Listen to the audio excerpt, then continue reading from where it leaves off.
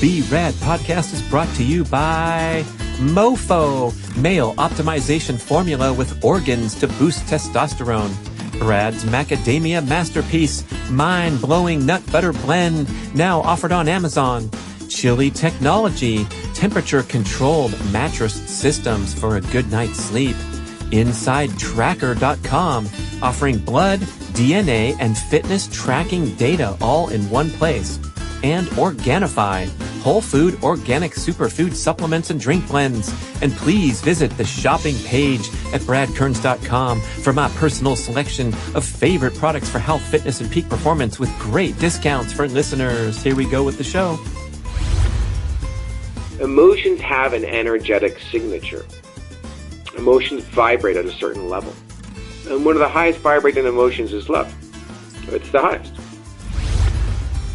The reason why desire becomes a fear is that you think you need something to be whole, or you think you need something to be happy, or you think you need something to be grateful for.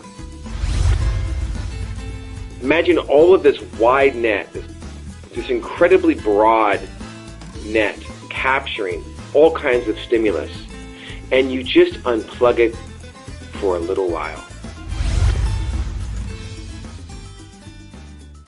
Here we go with appearance number 4, I believe. It's Dave Rossi, author of The Imperative Habit. And boy, oh boy, we get going every time. It's always wild times. And this time we focused on the topic of meditation because Dave is a huge enthusiast. He touts the life-changing benefits of meditation, and he has a thick-skulled buddy here who he's been encouraging gently and strongly for a long time, wondering why Brad Kearns is not meditating yet. Maybe I should title the show that way, but I've agreed to try it out. Even though I have a pretty busy life and I have my priorities and my morning exercise routine, I might have to stack it right on to that positive habit and give it a go. And he's a big fan of silent meditation. So forget all the apps and the bells and whistles and the burning candles. He just wants you to quiet that mind. And when the thoughts come in,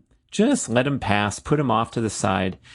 He makes an interesting point. You're going to love this distinction between our biology and the chemical reactions that create our daily behavior patterns, the pursuit of a hormonal experience, dopamine, serotonin. We're doing this, we're doing that, we're getting a workout, we're feeling wonderful afterward, we're eating a meal, the meal tastes great, we're scooping into that pint of ice cream even though we feel guilty about it and it's not aligned with our diet, but we're getting a hormonal experience. And then he wants us to transcend into that spiritual realm where we operate our lives not from willpower, which is that diminishing resource, but from devotion. And that spiritual approach is what meditation is all about, is quieting the mind, quieting the racing thoughts.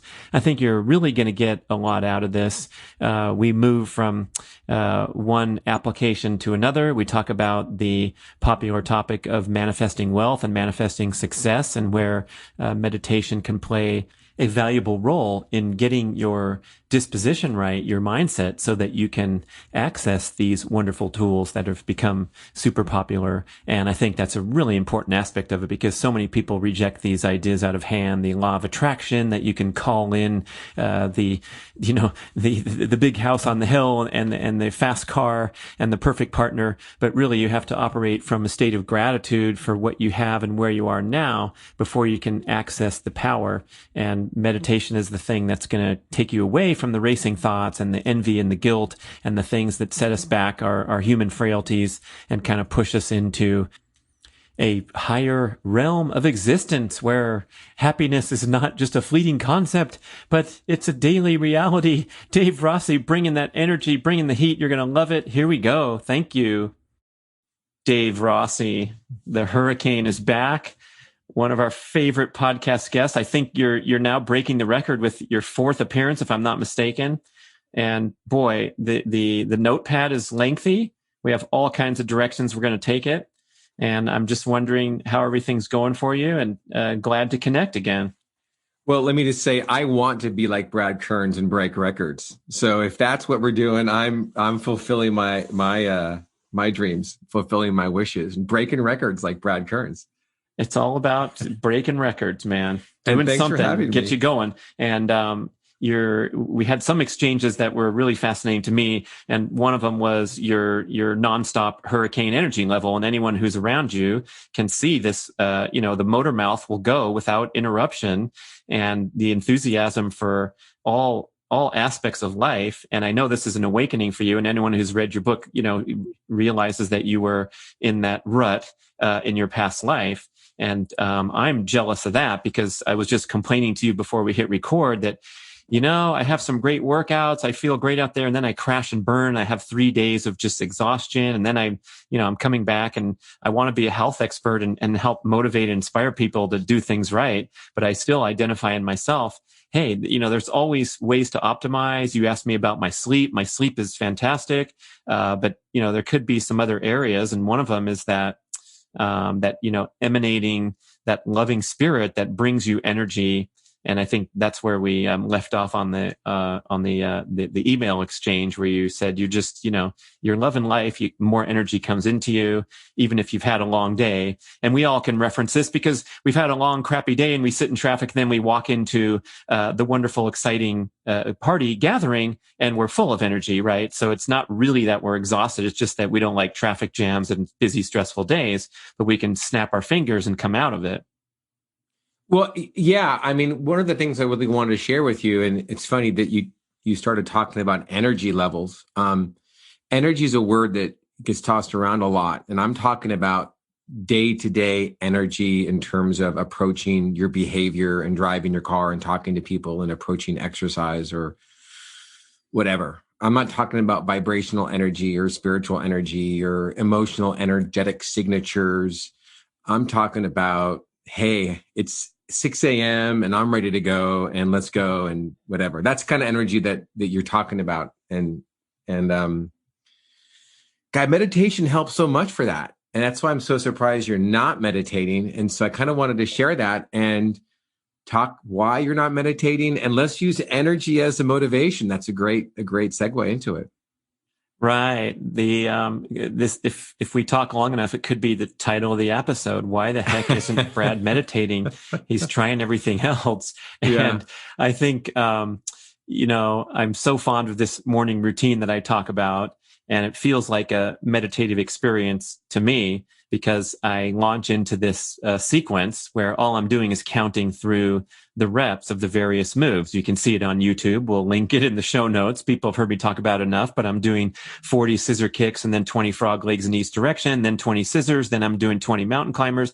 And I've tried before to listen to a podcast while I'm doing my thing so I can multitask and be more productive. And what happens is I lose count, I lose focus, and then I have to start over. That's my penalty. And so I do kind of have a glimpse of the benefits and the wonders of starting your day, especially first thing in the morning, with something that you could, characterize as mindful, where I'm right there just doing something. You could maybe judge it as boring if you want to, but I've gotten to the point now where it's such a habit that I don't judge it as hard or easy or boring or exciting. I just do it, and I realize it gives me great benefit. And I suppose I sound like someone who is enjoying meditation too, because it's kind of like the same story. Well, I'm talking about silent meditation, and there are some really big differences between a guided meditation. Like an app, you mean? Yeah, there's a difference between an active meditation, like walking or gardening or surfing or bike riding or running. Those are a form of meditation. I'm talking about silent meditation. Now, what I want to explain to you what I heard you say is that your morning routine is really busy, and a lot of meditation takes place during your morning routine. And that's great. Okay. But the purpose of meditation, as I explain this in my class a bit, is imagine if you had a boat towing a giant net, and that net is capturing all kinds of information. How many reps have I done for my stretches? Am I doing my morning routine correctly? What time is it? Am I going to finish my morning routine by the time I need to hop on the bike and ride, or before I have my next podcast or whatever I'm doing? And this fishing net is catching all kinds of information, stimulus, questions, busyness, right? Did I call so-and-so? Do I have enough gas in my car? How long is this going to last? Am I going to get there on time? Did I call? You know what I'm talking about, right? Silent meditation is basically just unplugging that fishing net. Imagine all of this wide net, this incredibly broad net capturing all kinds of stimulus, and you just unplug it for a little while. Imagine what that would do to your brain to say, we're just going to practice. This is the important thing. We're going to practice, just like swinging a tennis racket. We're going to practice not thinking. Now, the brain is pretty wired to think. I mean, it automatically always thinks. You just can't all of a sudden not think. It will automatically think, just like you automatically breathe.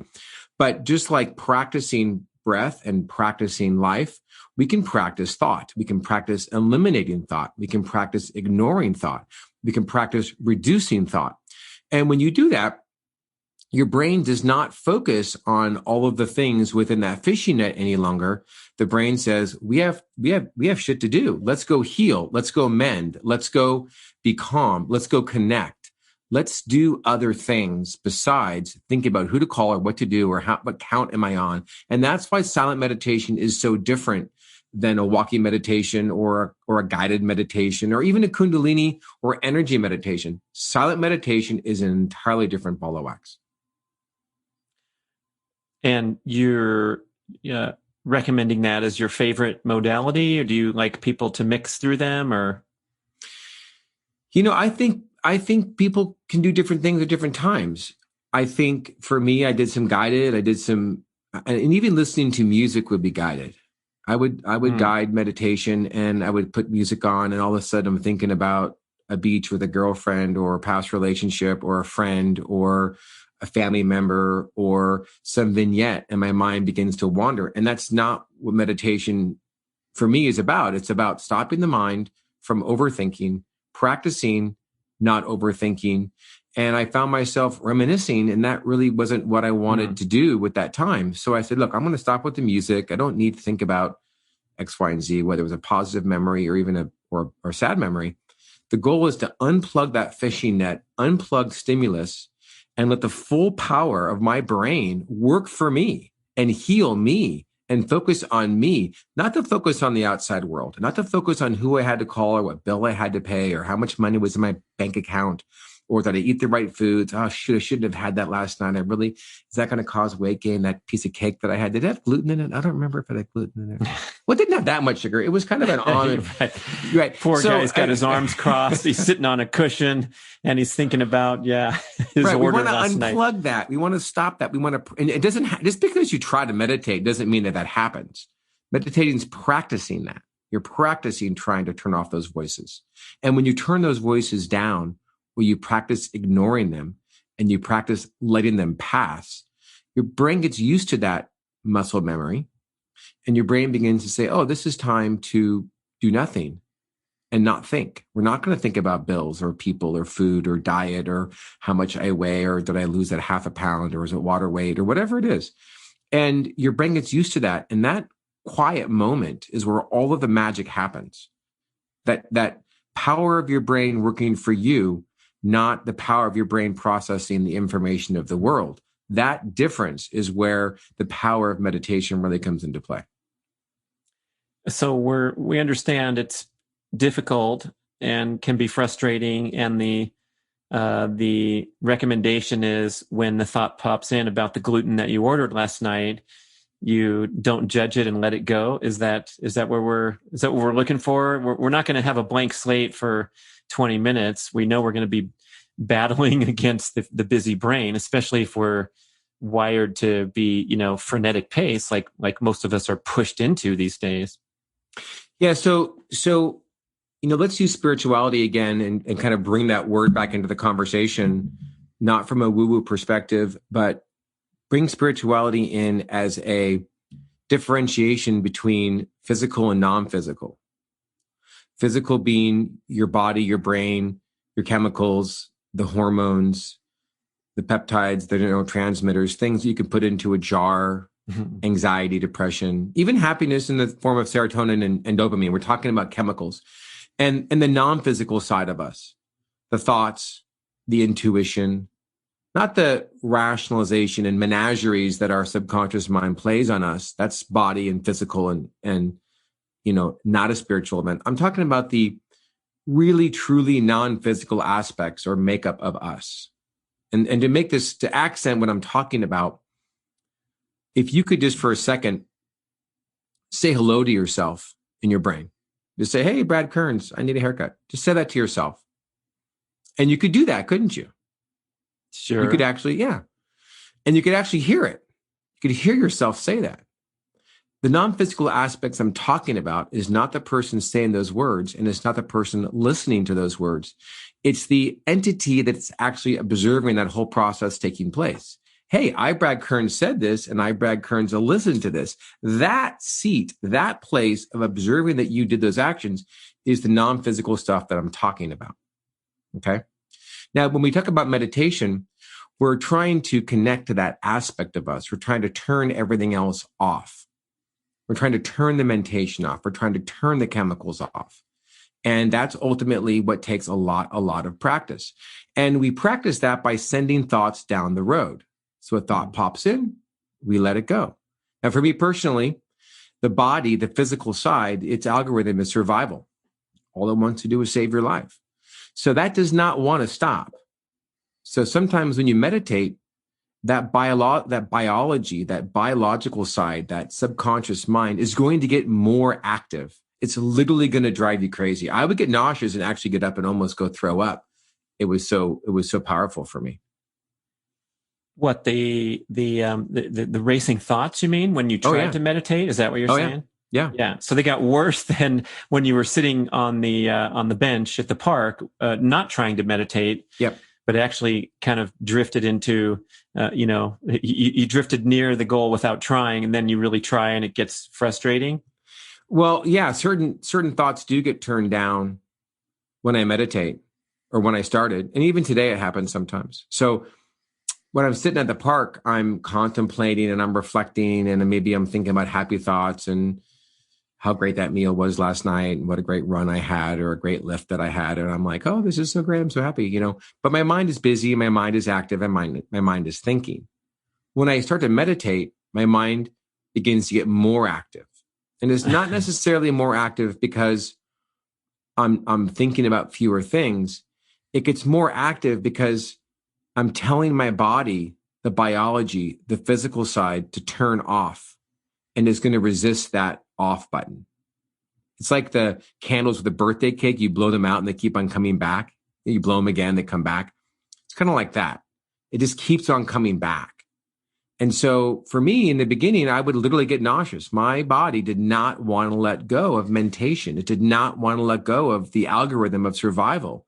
And that's a very spiritual thing to tell your body, we don't need to survive right now. Just stop thinking. Mm-hmm. You don't need to save me. I'm going to spend 20 minutes doing this, and you're going to have to let me do this. Just let go. And it does not let go easy. What kind of environment have you created for these sessions? Whenever I have time environment, I make time for it. I mean, I don't know that I need anything special. You don't need anything special. A big,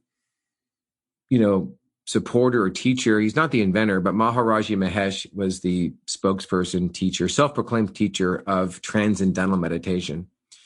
And he would say, I don't understand why people don't meditate. All you need is a chair. Yeah. That's all you need. And you really just need to set the time aside and a place to sit. You don't want to lie down because the goal is to be active. The goal is to keep your mind alert. The goal is to make your mind busy in the terms of alertness. But you want to make it alert by the active elimination of thoughts. The thoughts are tiring. And so are your eyes half lidded instead of closed? You're sitting in a chair or on a rock, or is it a certain physical time stuff? of day? Yeah, the physical stuff is easier. Where you sit or how you sit or the time of day. I can pretty much meditate anywhere because when it's loud, I think, okay, that's just more practice of effort to ignore those noises. The whole point is to ignore the mental noises, not the physical noises. And frankly, the mental noises are a little bit tougher to ignore, aren't they? If it's noisy, I suppose there's, it's a busy train station. It sounds like a challenge. Well, would it be easier for you to ignore loud noises of a train or noises in your mind of your voice talking to yourself?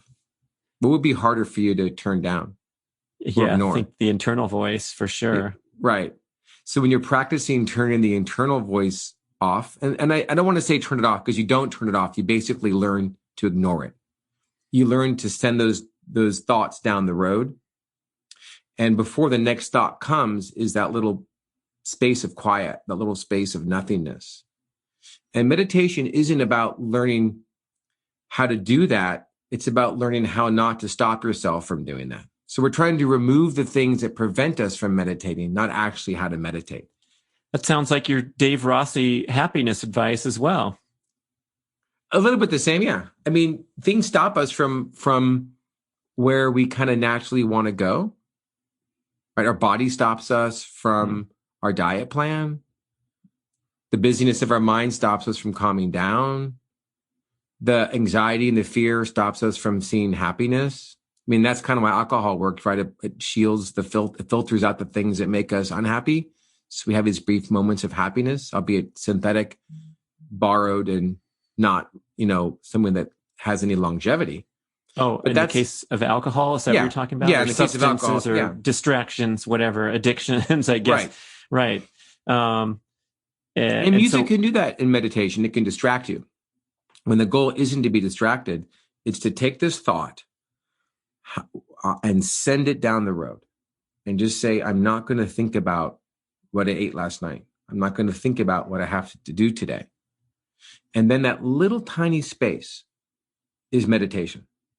That little tiny space is when your brain just goes, oh, and then a thought will come very quickly after that. Yeah. Okay, that was so cool. Oh, that was really cool. I didn't think about anything for a second. Wow, I succeeded. Hey. Right. And then you're like, awesome. Well, now I'm thinking again because I'm talking about it. So wait, okay. Let me try it again. Guess what happens to an athlete when that kicks in? When, oh my gosh, I'm having the best golf round of my life on the 16th hole. Oh man, push that thought away, people. Or I'm doing the e-foil, where you rise above the water on the motorized board. And it's like, oh my gosh, I'm getting it. I'm flying. And then I look down to see the speed I'm going at. And that's when I wipe out spectacularly, is like when you lose that flow state by judging it or identifying it. Yeah. Brutal, there's some things that talk about the average person has like 60 or 70,000 thoughts per day. Right. And Bruce Lipton says 98% of them are identical to yesterday and 80% of them are negative or something like that. Right. And there's some statistic that the professional athlete or the elite athlete has 7,000 or 6,000 per day. Right. You're kidding. 10 times, tenfold less than the average Joe? Going into flow, like you talked about, into focus, into a state of focus and flow, your brain is not thinking about what you ate last night or what you're doing or who loves you or who doesn't love you or did I pay this or I didn't pay that or right. You're just kind of focused on your craft and it's very focused. That's the state of flow that a lot of psychologists talk about. And that takes practice. So you have your meditation practice for 20 minutes or whatever. And then for the rest of your busy day, and you're a good guy to, as an example, because you have this, multifaceted, extremely challenging, career of, presiding over these massive projects that have many, many moving parts. And so I imagine that you're going to process a shit ton of information in the course of a single workday, but are you leveraging your meditation skills in some way when the stuff hits the fan and you start to, your cell phone starts to buzz and people are in your face or whatever's going on? Well, I think for everybody, this statement might be true that the most critical aspect of anyone's success, certainly with negotiating or sales or interaction or behavior or any professional setting, even in an interpersonal setting, it's your ability to stay calm will have a huge impact on your ability to navigate a situation, whether it's an angry spouse or a child. Boy, children are just great curriculum for this too. But if I'm practicing sending thoughts down the road and practicing waiting for that pause before the next one comes, like swinging a tennis racket, I'm building a muscle memory of not reacting to thoughts. So when my child says something or someone at work says something inflammatory or something happens, I'm pretty practiced at ignoring the first thought that comes to my mind. And I'm pretty practiced at saying, let's let this go. I mean, this doesn't really go away. I mean, the words came out of the person's mouth, and I can practice not responding. Yeah. Because I'm practiced every single day letting thoughts pass. And because I'm practiced letting thoughts pass every single day in morning and night in meditation, I'm able to let thoughts pass during my active day. Yeah.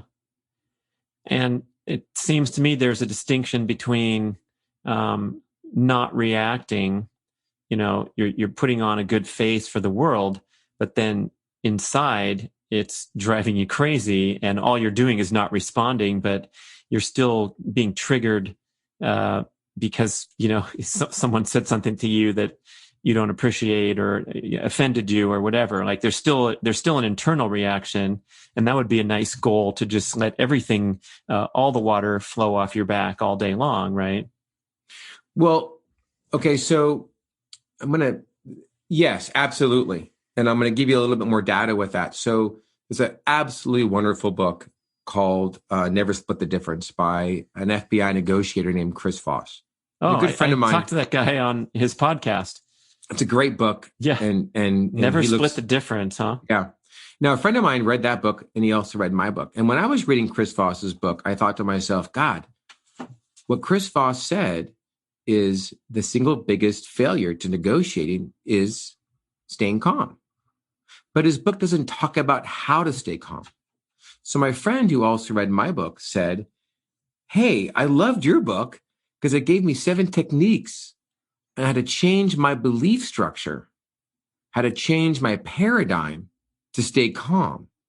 And now that I could stay calm, I could apply a lot of Chris Voss's techniques in Never Split the Difference.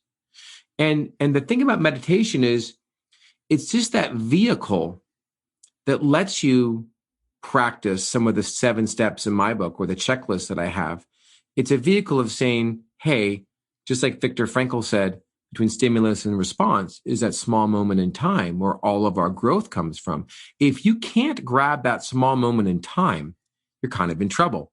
Meditation helps you practice grabbing that small moment in time without actually reacting. So not reacting is the first step. The second step is taking that small moment in time and changing your paradigm, changing your belief structure, changing your attachment to the outcome, changing your fear for the outcome, changing your lack of acceptance of the situation that's right in front of you. So now you've grabbed that moment in time, you practice and not reacting, and now you're practicing changing your subconscious patterns, changing your paradigm, changing your beliefs, changing your intentions, checking in with your intentions. And now as this over time, not only do you have the power not to react verbally, but you also have the power not to react emotionally. Now, Eckhart Tolle talks about this in his book. Your words are the consummation of your thoughts. So if you stop the words from coming out, you're killing the thought in its tracks. You're not actually consummating the thought. You still have the thought, but you're not becoming vocal with it. It's the end of the thought, the words. It has a better chance of becoming a fleeting thought rather than an obsessive thought that's going to turn you into resentful, down into a negative spiral. Exactly. Yeah. Yeah. So tell me about your experience with Chris Voss. That must have been a great podcast. I think he's remarkable. Yeah, I don't remember. I think he was just talking to us about the 2 Meals a Day book, and I'm not sure if it was aligned with his typical podcast content, but well, if you get a chance, read that book. In terms of, and for me, I've read it a couple times, and the hardest thing comes down to shoot, I wish I would have applied that technique that Voss talks about in his book. And then you say to yourself, I wish I could have picked that up in this situation. That would have really been helpful. And you want to remember those techniques and use them. It just takes practice. And if you get swept away with emotion, if you get swept away with anger or even happiness, you get fooled by thinking something's really fantastic and that maybe it's really not. You lose that opportunity to seek a higher level of perspective, to see things more for what they're really worth, not for how you wish to perceive them. So meditation really helps slow all that down because you're practicing slowing down mentation. So in real life, you're actually slowing down mentation to the point where you can apply choice or will, free will, or devotion or dedication. You're able to stop that reactive behavior and then apply what you really want to apply. And I guess in contrast, if we're really wrapped up in hectic pace of modern life, overstimulated, hyperconnected, we're simply reacting and operating from subconscious programming for most of the time, just like Bruce Lipton argues with scientific validation. All we are is like a machine reacting based on our programming. They a lot of times reference the childhood programming from ages 0 to 7, and then we just set forth repeating these bad patterns, even though we don't realize it until later. So that's what I'm talking about. That's in the body. You're living the body. You're living the subconscious mind. You're living out those programs. You're responding to the hormone of hunger. You're responding to the hormone of sadness. You're responding to the hormone of depression or anxiety. Your body is reacting. And it's only reacting because your brain is sensing a stimulus and comparing that stimulus to the programming that Lipton's talking about. And then the brain produces that chemical. Okay. Now, the point is to get off that train, to get off that pattern, to stop that. Just to stop it cold in its tracks. And the thing about, I'm going to tie back to meditation again, from a physiological standpoint, you're getting off of the sympathetic nervous system and you're getting onto the parasympathetic nervous system. When you unplug your brain, when you practice unplugging your brain, you're turning off all that mentation. You're saying, stop stress, stop anxiety, stop depression, stop worry, stop doubt, stop low self-esteem. Let's just turn all of that off. Let's practice turning that off every day, 20 minutes a day, hopefully twice a day, but at least once. Turn it off, turn it off, turn it off. And you're going to slowly shift your body to the parasympathetic nervous system. And you're not going to feel anxiety anymore because you're actually not mentating. It doesn't mean that the factors that are creating anxiety have gone away. It means you're just not processing that information at that time. You're practicing not processing the information that makes you feel anxious. And may that chance arise later in the day to put it into practice when you're hit in the face with the interaction with your boss that leaves you anxious usually, or whatever the example is. Yeah, you have practice in saying, I don't need to react to this right now. And this is making me feel anxious, but I'm kind of practiced at ignoring that. I'm just going to practice ignoring that right now. And I've been taught to let things unfold. Let's see what unfolds in the next hour or the next day and see what really comes of this. Maybe I misread the situation. Maybe I misunderstood the situation. Maybe they're right and I really did screw up. And I take that as really helpful, constructive criticism, But it's not emotional anymore. It's not charged. It's not something that throws you into your sympathetic nervous system and creates lots of stress and lots of cortisol and all kinds of harmful things. It's not something that then makes you say, fuck it, I'm going to go have that donut that I've been wanting to eat for the past week because it tastes awesome and now I'm stressed and I was told I did this poorly or I made a mistake, so I'm going to go eat that donut. You know what I mean? You're able to control those types of landslide situations. So I know you're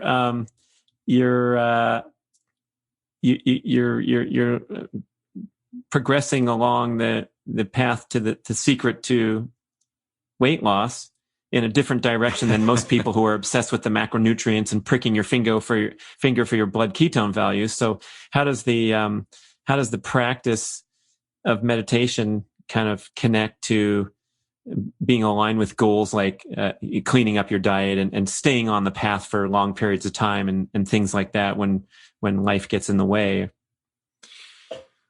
Well, I think lots of ways. I think all diets succeed and fail for the same reason, which is your ability to follow them or not follow them.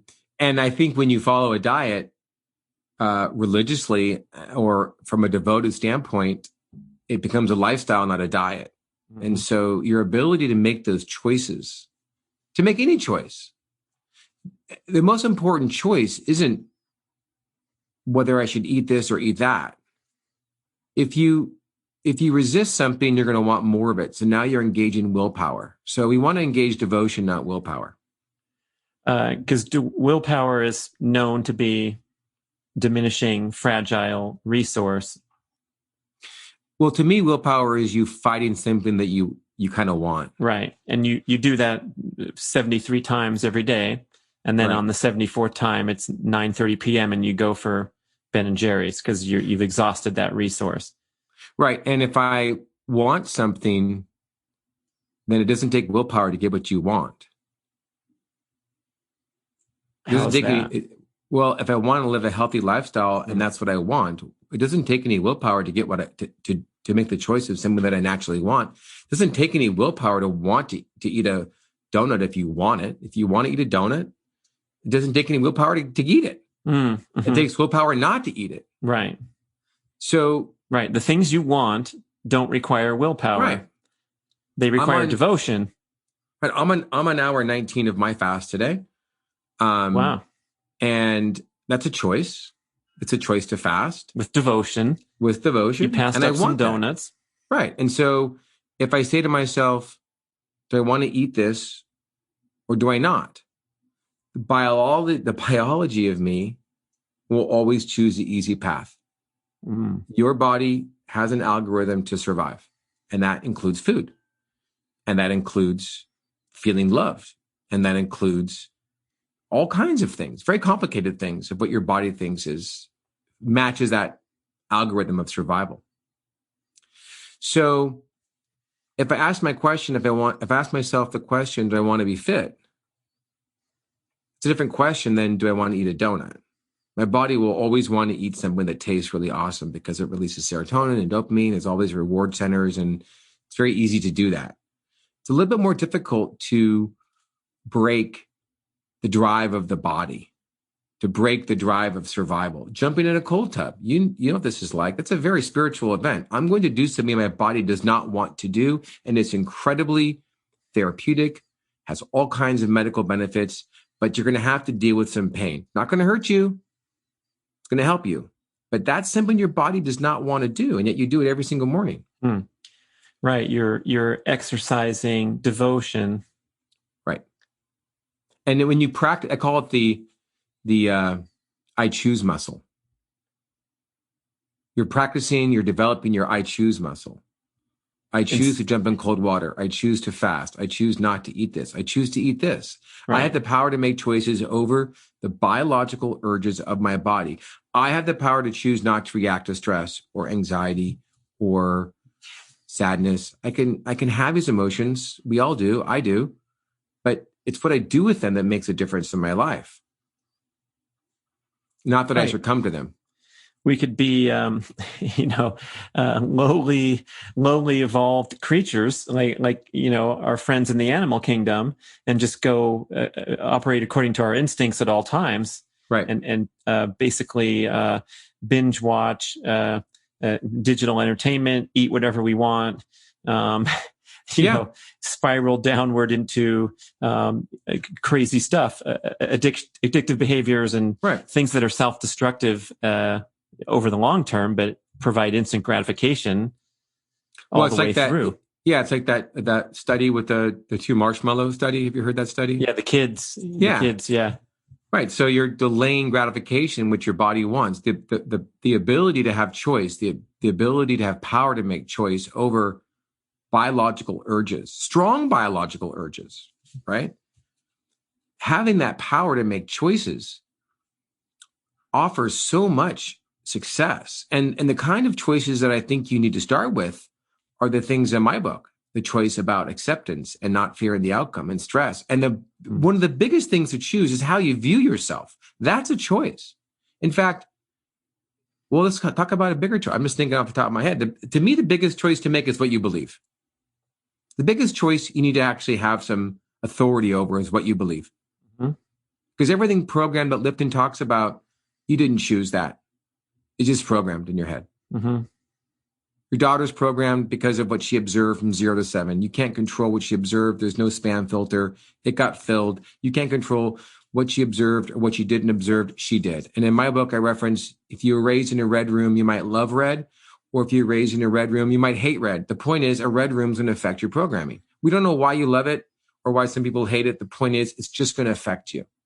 And choosing what you believe in, making a choice in what you believe, is probably one of the most powerful choices you can make, because that's the beginning of changing your programming. It's the beginning in changing your patterns. And meditation is one of those things that gives you that first step in pausing and just practicing how to pause. And then getting good at questioning your beliefs, because we form these fixed and rigid beliefs in all different areas. And in the health and wellness scene, we have factions and we have disputed science and things that get people really riled up. And I reference this emergence of the carnivore diet movement as an exercise for me in challenging my fixed and rigid beliefs and being open-minded and thinking critically to new information. Because just when we think we have all the answers and all the solutions, we're exposed to more information. And apparently, I think Mark Manson references this research that we're consumed for our entire lives with seeking out confirmation bias to make sure that our beliefs are, locked in, whether it's our politics or our opinions about how to exercise or how to eat.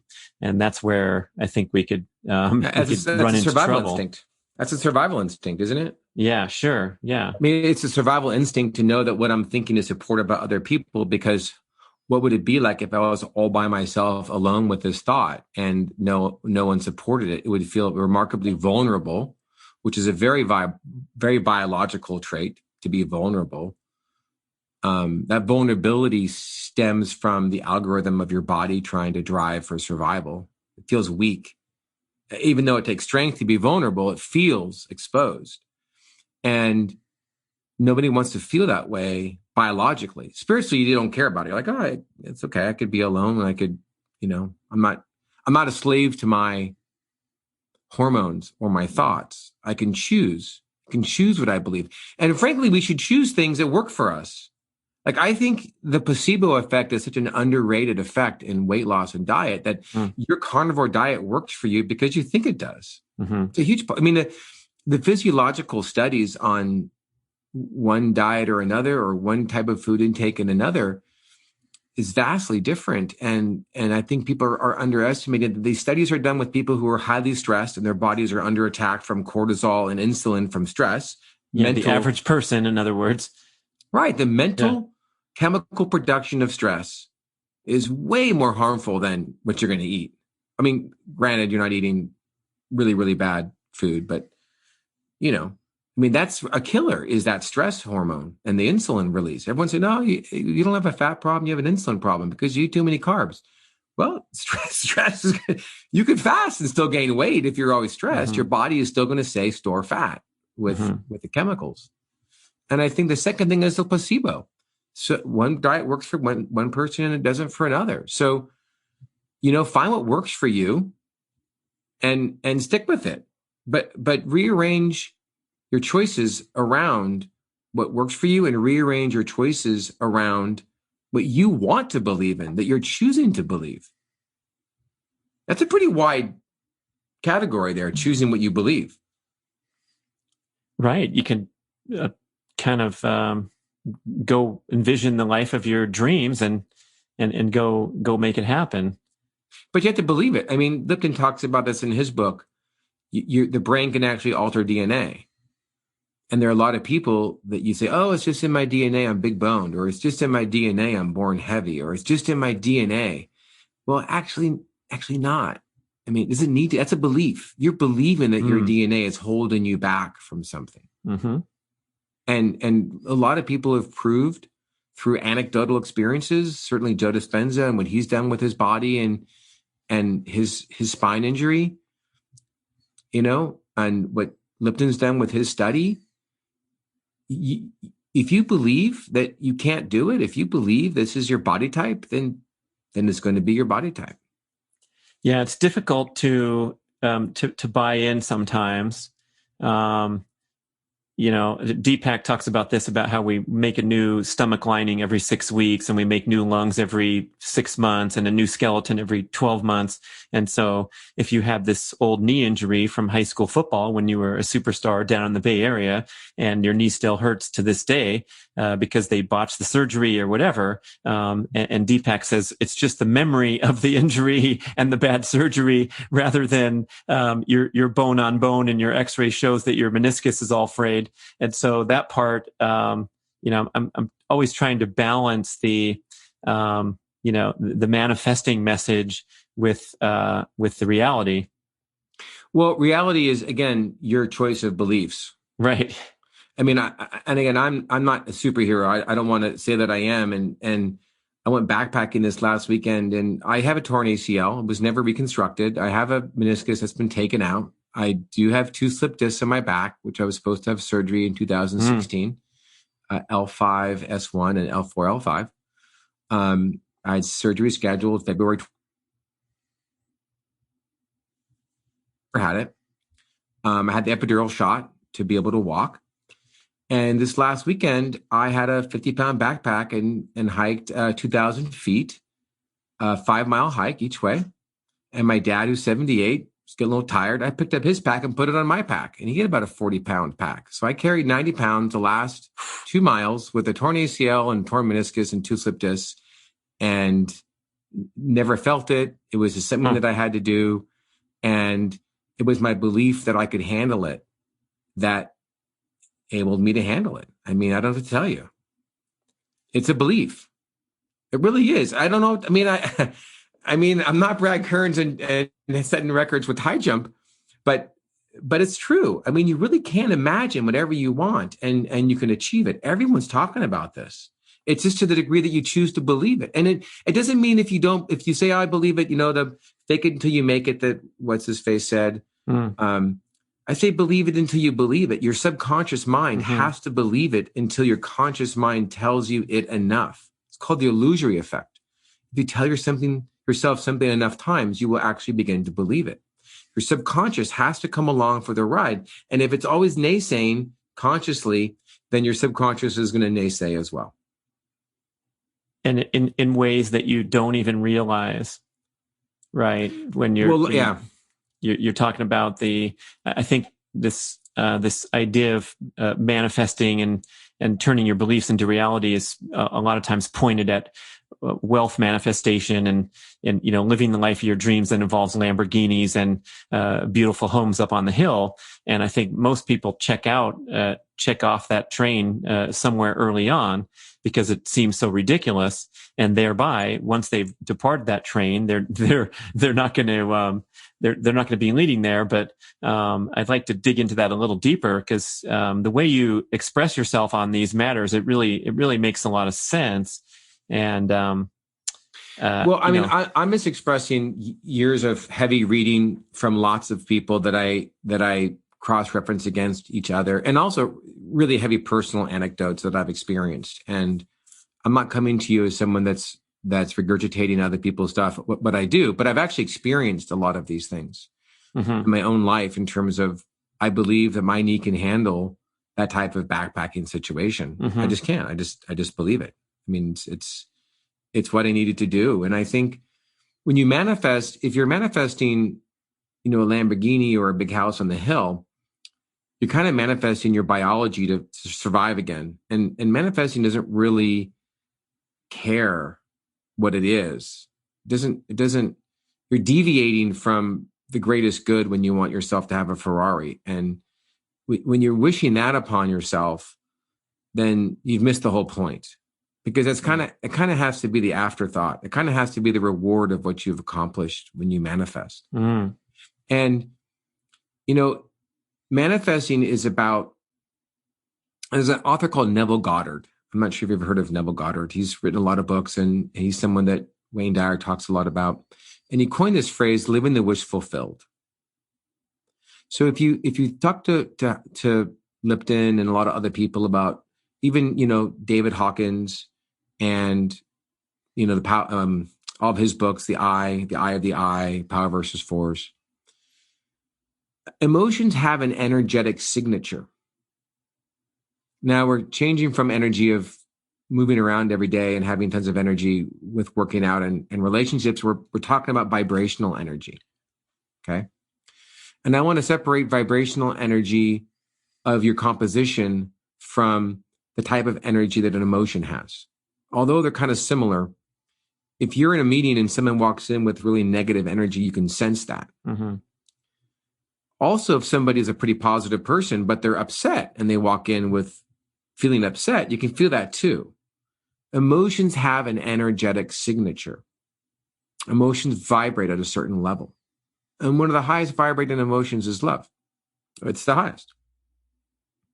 And that's also a very misunderstood word, love, because people think about girlfriends at puberty or boyfriends that they had or love lost or love gained. And they think about love in terms of somebody else. They think about love with sex. They think about love with making me feel good, which is back to biology again. It's back to serotonin and dopamine. We're talking about love being a non-physical, connective attitude or state of being, not an emotion that's created from oxytocin or serotonin or dopamine, because those are back to body again. We're talking about spirituality. We're talking about non-physical.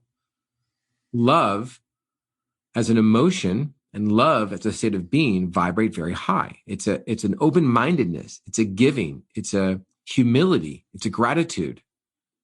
It's kind of what binds it all together. And those energetic signatures along the scale from disappointment or anger or sadness to love, if you emanate, I don't have the Lamborghini, that's an energetic signature. So you can't manifest, I want it. You have to manifest that you have it. And that's hard to do. It's hard to do if you can't control your thoughts.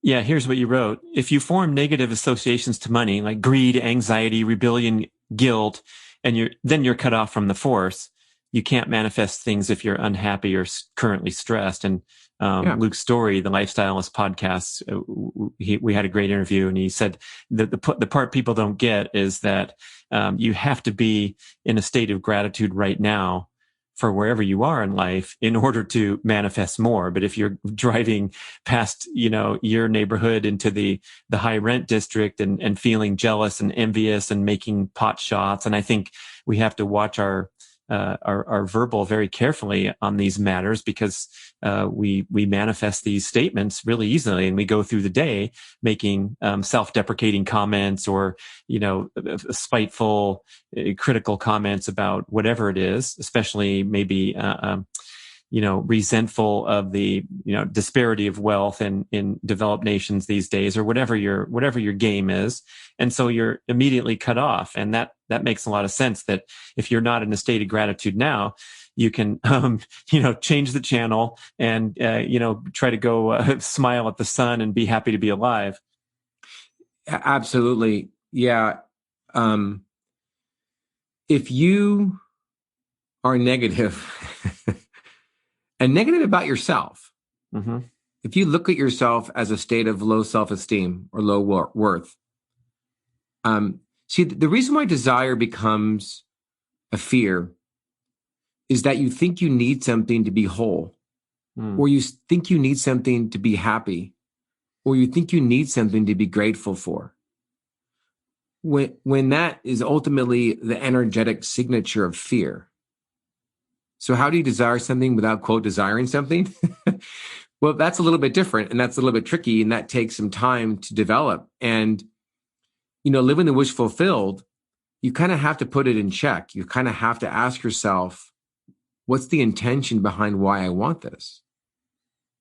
If the intention is because I want to have a big house in the hill because I'll feel whole, or I'll feel important, or people will love me, and when people love me, I'll feel good about myself. That's a difficult threshold to cross to get that. You know what I mean?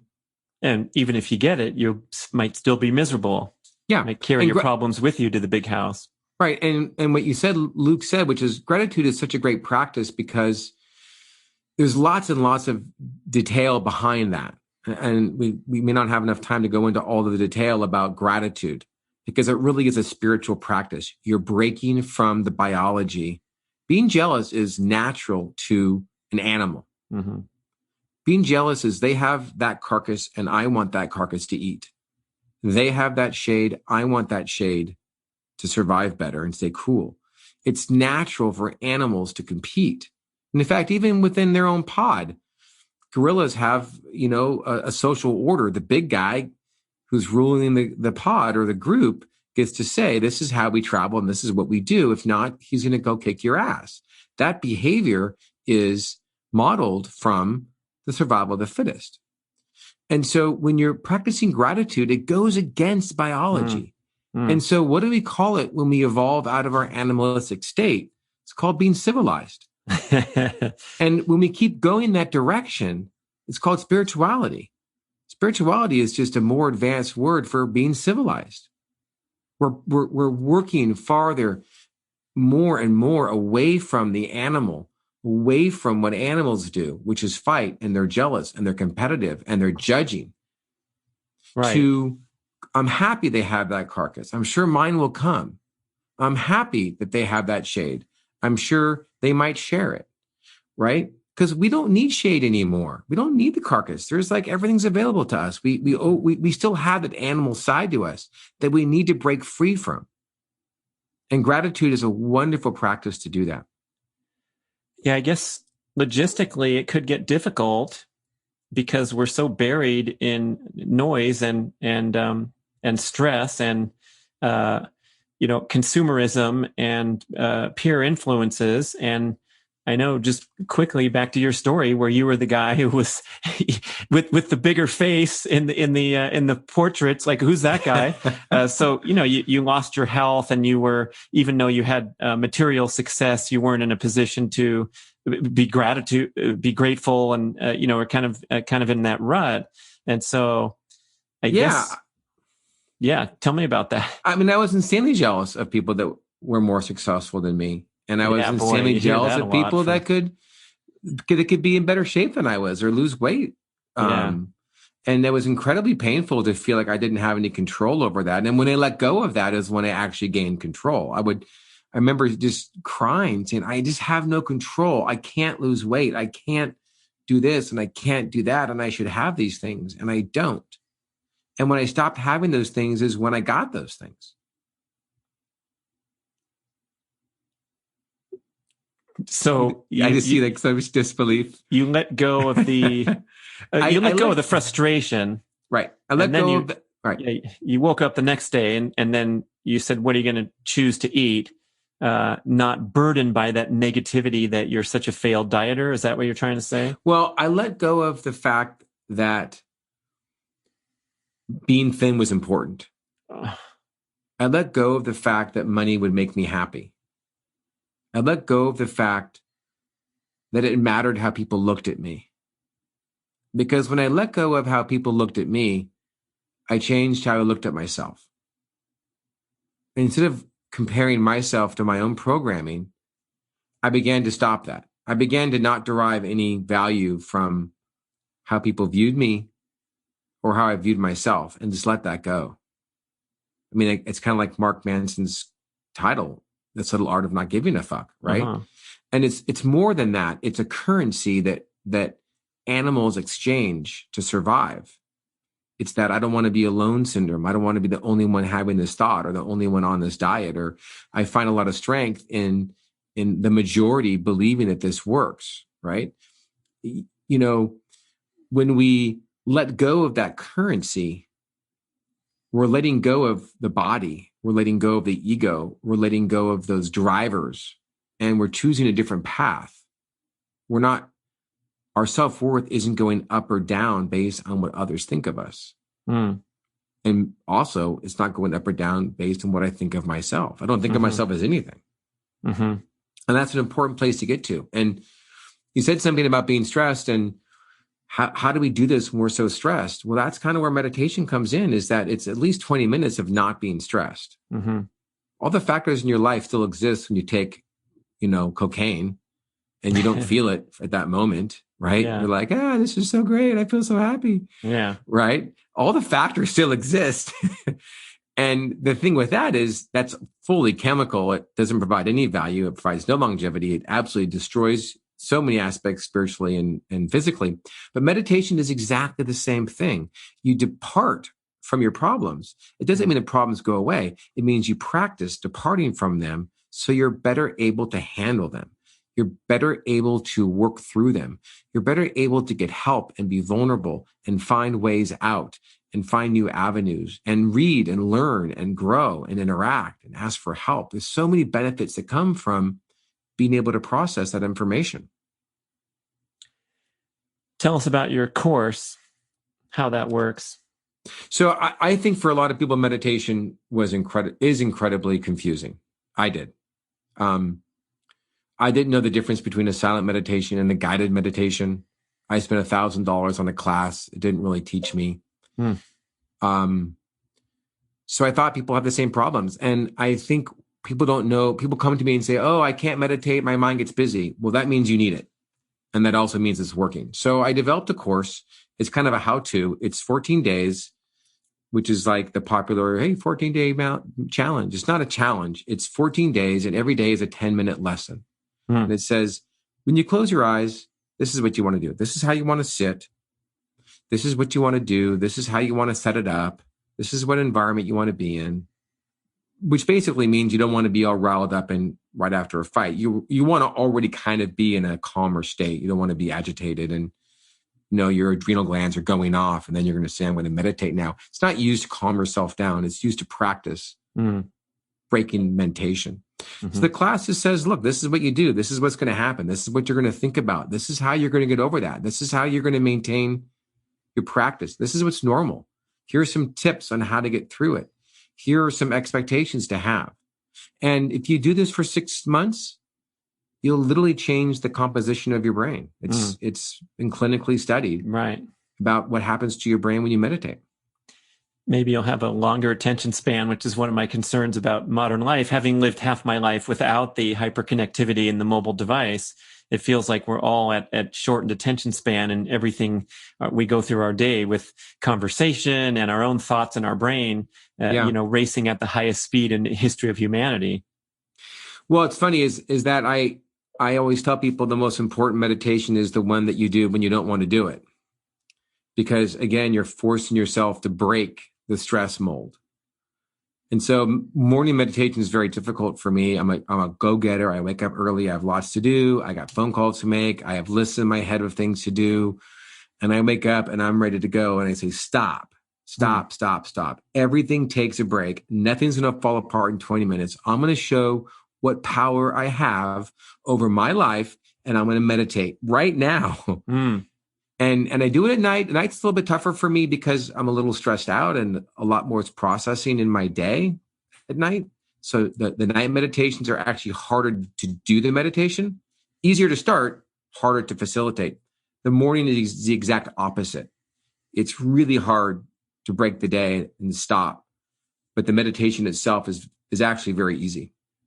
Yeah, your brain's refreshed, I guess. Right, from sleep. Exactly. Yeah. So we go to daverossi.com to enroll in the course. Yeah, daverossiglobal.com.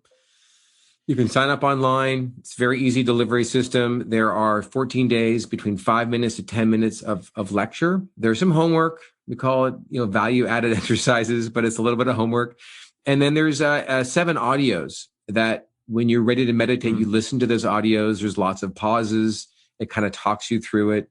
It kind of reminds you what you're supposed to do. And when you want to meditate, you play those. It's a little bit of soft music, but a lot of silence. We're trying to work up to a 20-minute silent meditation without getting up and vomiting like I used to almost do. Wow. Yeah. Love It's it. not easy to do. It takes time. Yeah. Good stuff, man. So when are you starting? I'm going to do it. I'm going to do it just to honor my podcast interview here and your constant reminders and encouragement. I super appreciate it. Maybe I'll have to stack it with my morning routine. It's already so long. It's like, what's another 20 minutes? If I have a choice between exercise or meditation, I'll pick meditation first. Wow. Absolutely. Yeah. And I'm into fitness. I'm echoing Deepak Chopra's comment about his daily meditation, which he starts at 4 a.m. and he goes to 6 a.m. every day. And I believe he was asked on the interview I heard, it might have been on Mind, Body, Green podcast. And the guy said, what about don't you need more sleep? And he said that the meditation is more restful than 2 additional hours of sleep. And so he's a more rested human because he wakes up at 4 a.m. and continues till 6 a.m. And I'm like, that's badass level 79. And I can't even imagine that concept, but it's so awesome coming from him. He knows what he's talking about. So, who knows? Maybe someday I'll be that guy before the sunrise, taking the first 2 hours of the day to increase my energy vis-a-vis laying in bed, listening to my ocean sounds. Well, he had the benefit of Maharaji Mahesh actually teaching him meditation. I mean, he was well known enough, Deepak, to actually have Maharaji teach him. There's a lot of science behind that. I mean, I think he's right that you do get a lot of energy and a lot of rest through meditation. Yeah. I mean, your brain a lot of meditation is very taxing and very tiring. And I think meditation would do wonders for you. I think it would actually change so much of what you're doing. And it would, and I think you have so many great lessons in your podcast. Like, I'm stunned at how much one can learn on your podcast. And what's stopping anyone from applying those is their ability to make the choices to follow the advice that people are giving them. Yeah. If you can't follow the advice, if you can't follow the diet, if you can't eat keto, if you can't stay away from carbs, if you can't stop eating sugar or drinking alcohol, you're going to have a hard time meeting some of this advice, this wonderful life that creates so much value. Right. And meditation really is that start to strengthen your I choose muscle. And I'm a big supporter of that. The I choose muscle. Yes. All right. That's Dave Rossi, everybody. Send us your comments, podcast@bradventures.com. Dave and I will talk it over and we'll tee him up for show number 5. It's always fun times. Keep doing what you're doing.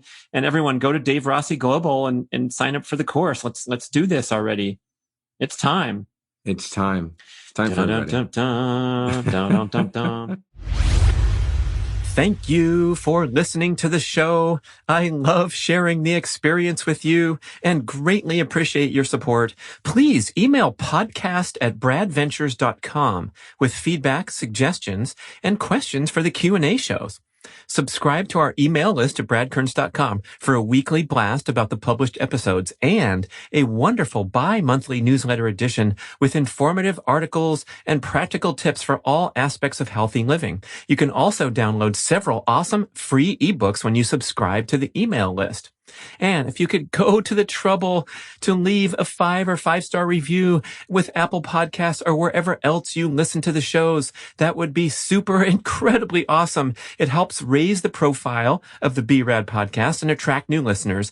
And did you know that you can share a show with a friend or loved one by just hitting a few buttons in your player and firing off a text message? My awesome podcast player called Overcast allows you to actually record a soundbite excerpt from the episode you're listening to and fire it off with a quick text message. Thank you so much for spreading the word. And remember, be rad.